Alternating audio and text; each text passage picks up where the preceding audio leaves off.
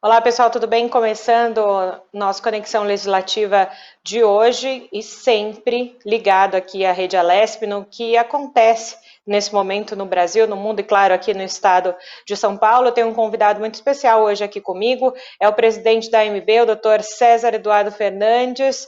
Doutor, bem-vindo novamente aqui ao Conexão Legislativa, tudo bem com o senhor? Muito obrigado, eu agradeço mais uma vez a oportunidade de falar na TV Alesp, especialmente nesse momento tão difícil que nós todos estamos vivendo. Aproveitando essa sua fala, doutor, nesse momento difícil que estamos vivendo, talvez praticamente batemos um ano, né, da pandemia aqui no Brasil, e talvez, como o senhor disse, um dos momentos mais difíceis, com as UTIs, enfim, quase entrando em colapso. A gente já viu que deu isso lá no Amazonas, e justamente a Associação Médica Brasileira manda uma missão que foi chamada Missão Covid, com médicos daqui para ajudar lá no Amazonas. Eu quero começar, então, falando dessa ação de vocês lá para o Amazonas.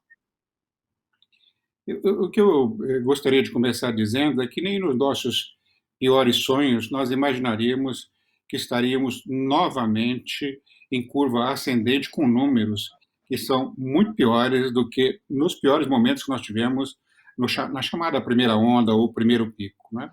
Nós estamos com uma dramaticidade maior, com um número de casos muito maior, com uma exaustão do sistema hospitalar, com um número de mortos maior do que no primeiro momento.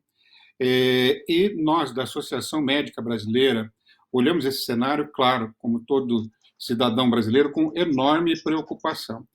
Entendemos que era nossa obrigação, como associação de médicos que somos, oferecer, ainda que uma mínima contribuição para aplacar aquela situação difícil, né, inimaginável do estado do Amazonas. Com essa ideia, construímos o que denominamos de uma força-tarefa para Força-Tarefa Covid, Associação Médica AMB, para que o número de médicos que nós conseguíssemos arregimentar se deslocassem dos seus locais de origem de trabalho, dos seus estados, para o estado do Amazonas. E até hoje conseguimos levar 30 colegas médicos, né, que ajudaram sobremaneira os colegas que lá estavam, colegas de muito valor do estado do Amazonas, que fizeram um trabalho admirável. Eu diria, não posso usar a palavra incansável, porque essa palavra não se aplica ao trabalho médico, os médicos se cansam, ficam exaustos, Sim. mas um trabalho digno de qualquer elogio, um trabalho extenuante, não é? Dando o máximo de cada um deles para melhor acolhimento no tratamento das pacientes com Covid.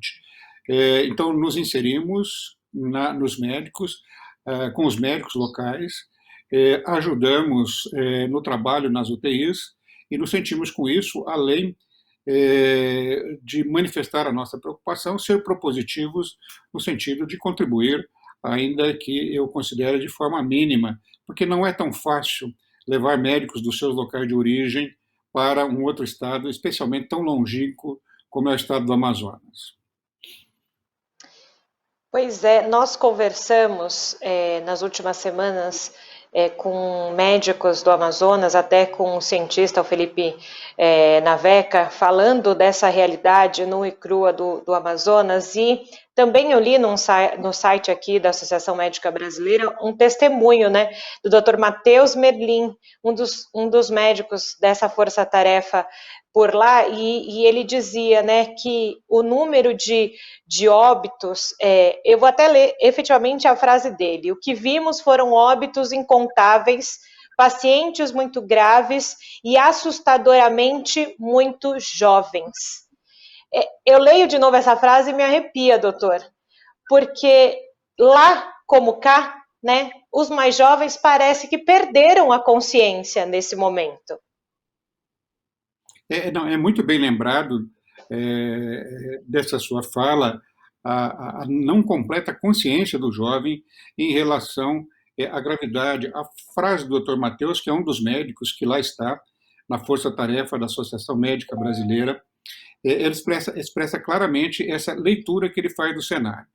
É claro que se nós pegarmos um indivíduo idoso, um indivíduo com um número maior de doenças associadas, esse indivíduo é mais frágil imunologicamente, ele sim, é de maior risco para o agravamento dos sintomas. Entretanto, vale lembrar que nós temos um número muito menor de idosos, né, e um número, claro, muito maior de população mais jovem. Então, à sim. medida em que a população mais jovem é acometida, ela poderá também evoluir para formas graves, razão pela qual as UTIs hoje também, os leitos de UTI são ocupados por muitos jovens. Então, os jovens não estão isentos de adquirir a doença e, pior, de evoluir para formas graves e mesmo de evoluir para óbito. Isso me faz lembrar e considerar que a população deve, nos dias atuais, praticar o que vem sendo a ela proposto com muita ênfase. A imprensa fez um trabalho notável nesse ano de pandemia, divulgando os cuidados que cada indivíduo tem que ter consigo próprio, ou seja, o uso de máscara, o asseio das mãos, o distanciamento social, o isolamento dos indivíduos suspeitos ou já acometidos, o isolamento dos contactantes até que cumpram o período de quarentena ou esclareçam a possibilidade de ter se contaminado ou não. Nós vemos, lamentavelmente, e os médicos se queixam muito disso, dessa falta de empenho em cuidados que são tão relevantes. Claro que a vacina para toda a população seria o melhor dos mundos, mas nós estamos muito longe desse cenário ainda, não vejo perspectivas de que isso se resolva rapidamente, como todos gostaríamos, então não podemos abrandar esses cuidados com cada um de nós, ou seja, do cidadão consigo próprio, e cada pessoa tem que ter consciência de que estas ações são ações de cidadania, são ações que o protegem e protegem as pessoas com as quais ele convive, que são as pessoas do seu convívio diário, as suas pessoas queridas, os seus familiares, os seus colegas de trabalho, e por que não dizer um ato de cidadania? Usar máscara, fazer distanciamento social e higiene das mãos é um ato de cidadania. É a proteção da própria pessoa e a proteção da população de um modo geral. Essa frase do senhor, eu acho que é o ponto central. Ser cidadão, não é? É você usar a máscara, respeitar a questão de distanciamento social, não só pensando em você, mas pensando no outro. Não é? Você não sabe como o outro, se pega a Covid, vai reagir, nem, na verdade, nem a gente sabe se a gente contrai a Covid, como vai ser, né? Só, infelizmente, pegando para entender, né? E essa questão de ser cidadão, a gente começou o nosso papo falando justamente dessa força-tarefa lá no Amazonas, quando começou a chegar as notícias de lá, da região amazônica, desse colapso, de tudo que a gente nunca tinha ouvido falar aqui no Sul e Sudeste, nós achamos que fosse algo muito distante. E semanas depois, não é, doutor? Nós estamos começando a sentir aqui na região Sudeste, aqui em São Paulo, quase que uma realidade muito próxima do que o Amazonas sofreu, né? Ou está sofrendo nesse momento. Seria, eu diria, quase que inimaginável que nós pudéssemos ter essa situação caótica aqui no nosso Estado. O nosso Estado, vamos reconhecer, é um Estado muito bem estruturado do ponto de vista de saúde, não é? E veja as cidades acometidas de uma região próspera, não é? A região de Araraquara, de São Carlos, que são regiões que a gente tem grande admiração por essa região, pelo aparato médico local, e jamais podíamos imaginar que isso pudesse acontecer. Então, esse acontecimento tem várias razões de ser. Provavelmente, as novas cepas, não dá para você fazer uma barreira epidemiológica para que essas cepas não migrem de uma região para outra, praticamente impossível no nosso país, pela possibilidade que as pessoas têm de irem para diferentes lugares e com essas viagens de um estado para outro, elas acabam, mesmo a transferência de pacientes. Vamos lembrar que pacientes do Amazonas foram transferidos para vários estados, inclusive aqui para o estado de São Paulo. Né? E, Sim. claro, tinha que ter naquele momento um acolhimento, né? Um ato de humanidade, né? Um ato de benemerência dos estados que tivessem melhores condições para acolher os nossos irmãos brasileiros lá do Amazonas. Mas, claro que tudo isso dissemina o vírus. Junte-se a isso a leitura equivocada que fizemos no mês, eu digo que fizemos, que aqui quero nos incluir a todos, né? A população, Uhum. possivelmente aqueles que fazem gestão de saúde, que até desativaram leitos, né, imaginando que aquele recrudescimento que nós tínhamos de casos, né, com curvas declinantes de contaminados, acometidos e de óbitos, então nós imaginávamos que o vírus estava nos deixando, mas o vírus não estava nos deixando. Talvez tenha nos dado um pequeno, como se diz na gíria, um pequeno, a palavra é mal aplicada, mas expressa bem um pequeno intervalo, um pequeno refresco, vamos assim dizer, mas ele Uhum. voltou com força máxima, né? Então as pessoas com esse sentimento achavam que poderiam abrandar esses cuidados que há pouco ainda mencionamos, e por conta disso a gente vê todo dia a imprensa noticiando aglomerações, pessoas andando sem máscara, pessoas se abraçando, né? No momento em que tudo isso deve ser praticado, né, esses cuidados de proteção consigo próprio e com os outros, esse ato de cidadania, é importante que a gente registre isso. Né? Ato de cidadania diz respeito, por exemplo, quando eu dirijo o meu veículo, eu dirigi com a máxima responsabilidade, não é apenas para que eu não me acidente, para que eu não cause acidente para os outros. E aqui, do mesmo modo, esses cuidados de segurança para reduzir a transmissibilidade se põem da mesma forma. Não bastasse me proteger, protege a quem está à minha volta, que em geral é um ente querido meu. Com toda certeza, doutor. E até recentemente, no começo agora do mês, também a MB publicou um manifesto público justamente falando que medidas de prevenção e a vacinação contra a Covid, só assim a gente consegue ou vai conseguir passar por esse momento de pandemia.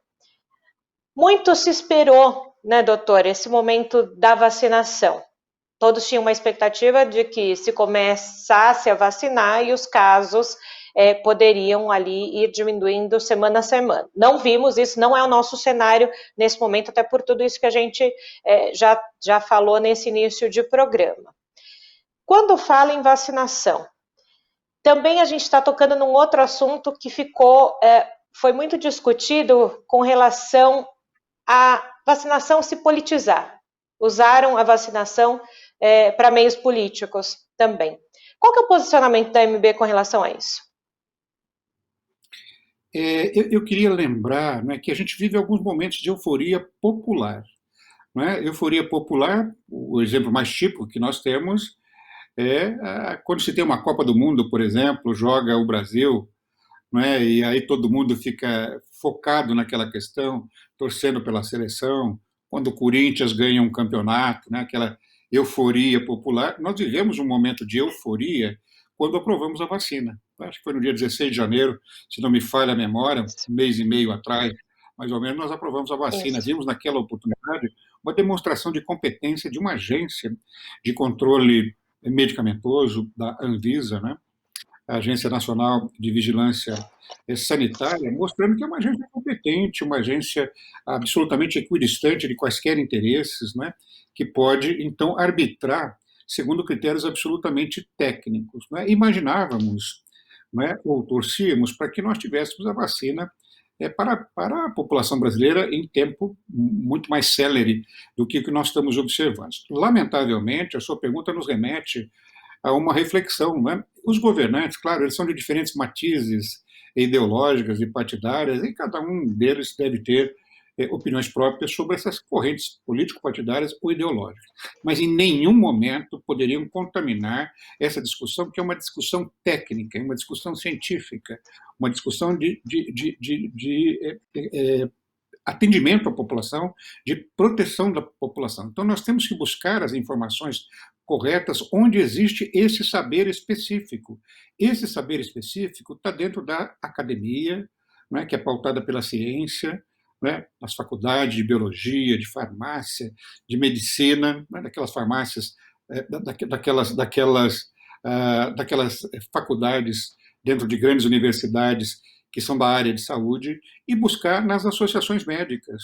Né? Nós, por exemplo, da MB, temos 54 sociedades de especialidade que são reconhecidas pela MB, entre as quais tem a Sociedade de Infectologia, a de Pneumologia, a de Terapia Intensiva, a de Hematologia, apenas para dizer algumas que têm a ver com essa questão da Covid, da assistência de pacientes graves, da prevenção, né, da vacinação. Então, são essas as fontes de saber que devem ser ouvidas, todas elas lastreadas pela ciência. O que nós temos visto é uma disputa político-partidária a esse respeito. E eu não quero entrar no mérito, porque a MB tem que ficar absolutamente equidistante dessas questões político-partidárias. Nós temos que conversar com todos os governantes constituídos, esta é a nossa obrigação, sem que a gente possa ter qualquer vinculação com eles, dar endosso às medidas que nos parecem apropriadas e oferecer críticas e também propostas quando se lê medidas equivocadas. Então, eu acho um desserviço, isso confunde mesmo os médicos. Alguns médicos se veem confusos quando alguém defende que a vacina deva ser feita para toda a população, outros dizem que não. Né? Em relação à vacina, na verdade, os médicos não se confundem muito. Nós fizemos uma pesquisa na MB que mostrou que 99,5%, praticamente a totalidade dos médicos, diz que ele próprio tomaria a vacina e recomendaria aos seus pacientes. Mas em relação a alguns tratamentos, o que nós observamos é que tratamentos que são defendidos por um e que são, claro, mostrados em relação à sua ineficácia e insegurança por outros, essas opiniões são desencontradas, elas não são uníssonas, uniformes, na mesma direção, para que a população não tenha dúvida e para que a população não se confunda. E por que são dessa maneira? Porque estão enviesadas, estão permeadas de interesses político-partidários. Isso nunca deveria estar presente numa discussão como essa, especialmente num momento trágico, com tanto sofrimento pela população e com um prognóstico ainda extremamente preocupante. E o senhor, aí na sua fala, o senhor também falou dessa questão, desse momento de vacina, que se imaginou que a vacinação fosse um pouco mais célere, mais rápida, né? Fosse acontecer de um outro modo, né? Claro que tem as questões dos insumos e afins que também tiveram um atraso na chegada daquele cronograma inicial, e é muito importante, sem insumo não tem vacina, não é, doutor? Não tem como. Mas aí a gente vê algumas notícias, por exemplo, que o Ministério da Saúde errou ao mandar as doses para o Amapá e para o Amazonas, trocaram, enfim, e outras questões de logística que muitos especialistas têm questionado. Justamente o órgão que deveria ter o trabalho mais emblemático está falhando no momento que não deveria falhar. Não estou dizendo para a gente julgar o Ministério da Saúde, não é isso. Mas, de se pensar, quando se pensa num plano de vacinação, você tem que pensar, e a logística é um dos primeiros pilares, né, doutor? A vacina que interessa é aquela que chega no braço do cidadão. Né? O cidadão ele não tem imunização porque nós temos tantos milhões ou quantos milhões de vacina.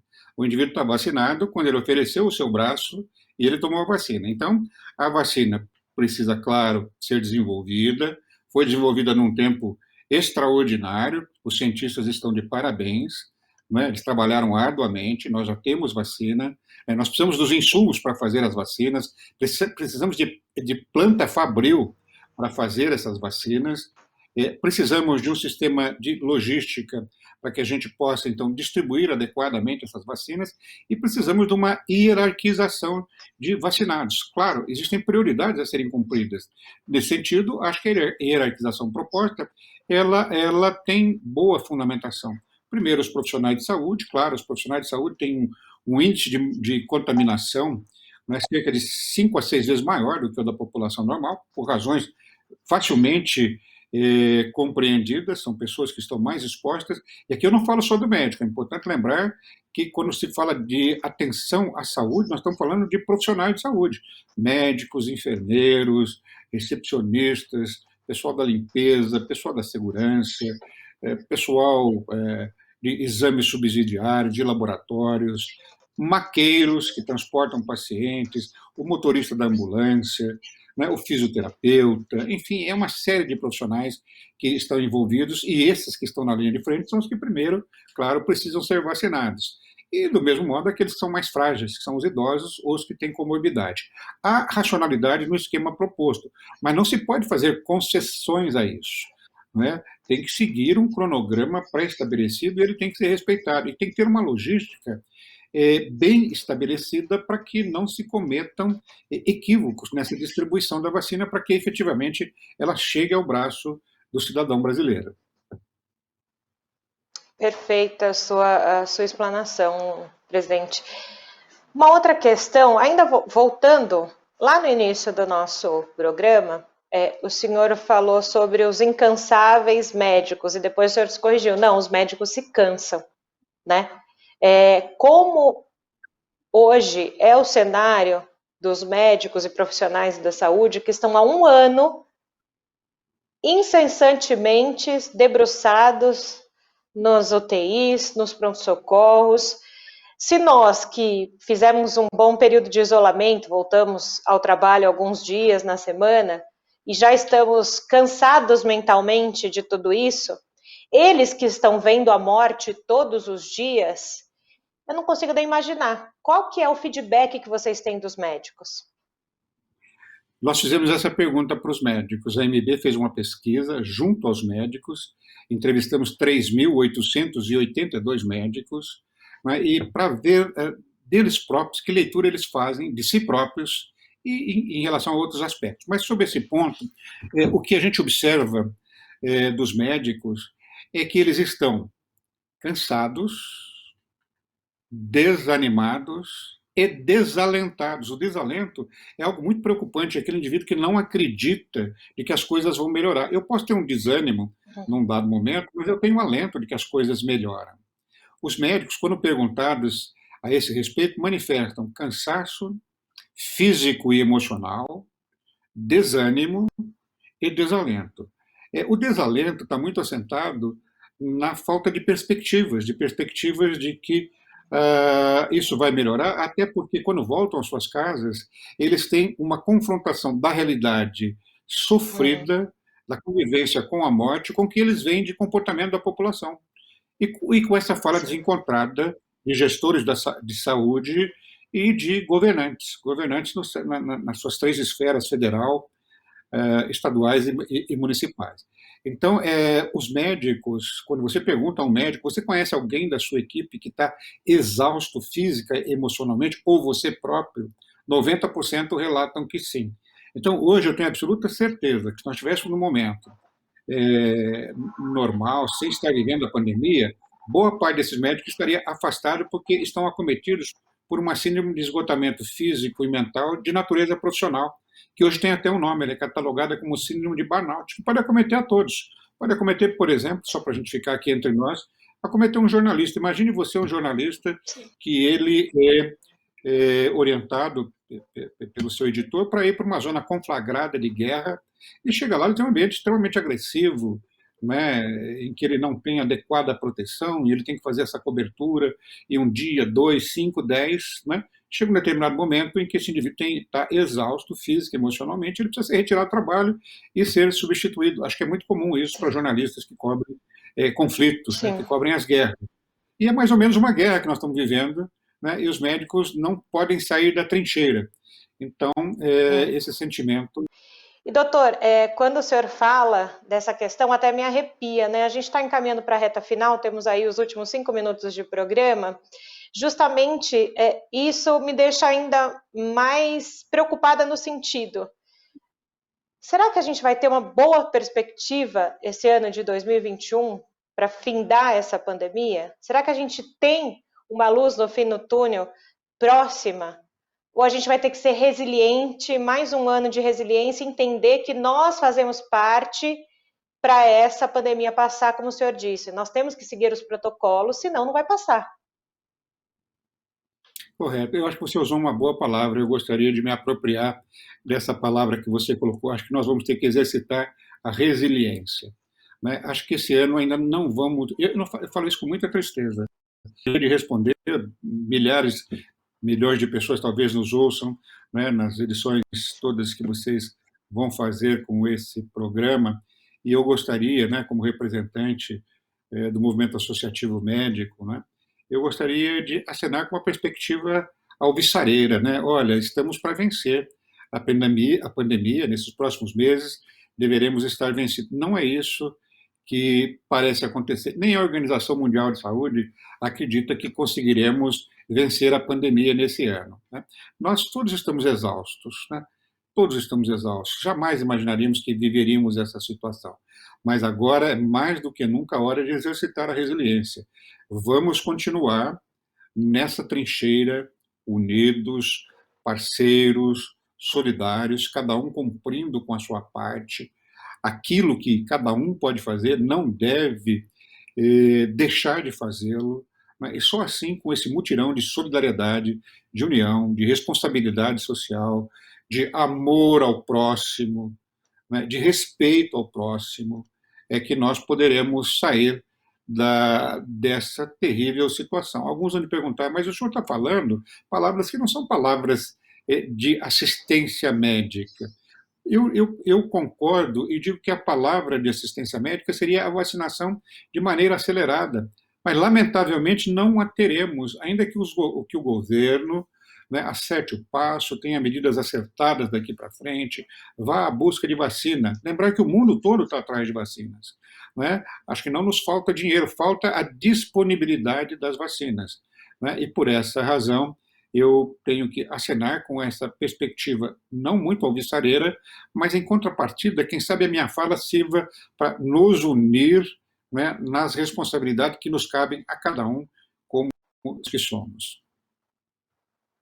Perfeito, doutor César. Eu agradeço demais a contribuição do senhor aqui no Conexão Legislativa. O senhor falou, né? É algo talvez que o senhor não gostaria de falar nesse final de programa, mas é a nossa realidade, né? E a gente espera que as pessoas tenham a consciência de que não estamos num bom momento da pandemia. Mas obrigada pelo trabalho à frente da AMB e portas abertas sempre aqui para a associação, para repercutir sempre essas questões por aqui, tá bom, doutor? Obrigada.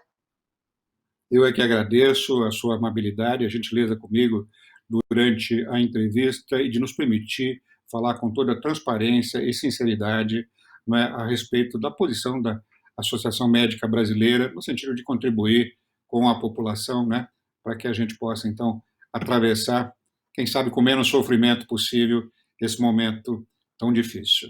Muito obrigado.